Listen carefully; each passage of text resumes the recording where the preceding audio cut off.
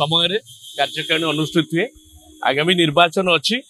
निश्चित भाव में आम खसड़ा प्रस्तुत होती निर्वाचन विजु जनता दल सबुदिन प्रस्तुत थाए दिन दिन प्रस्तुत आमर लोकों सेवा लोकों काम सांगठनिक कार्यक्रम किसी खसड़ा ना विजु जनता दल सब एक नंबर रही आगामी दिन में सबु प्रसंग आम लोकों सेवा अच्छु लोकों काम अच्छु अनेक कार्यक्रम विगत 23 वर्ष भितर विजु जनता दल करी से काम किसी प्रसंग किसी ना लोकों सेवा हूँ मूल प्रसंग आम विजु जनता निश्चित भाव में गोटे सफल यात्रा लोकों सेवा ये यात्रा लोकों आम समेत हूँ आम सेवक आम नेता हूँ नवीन पट्टनायक निर्देश कार्यक्रम चली आगामी निर्वाचन अच्छी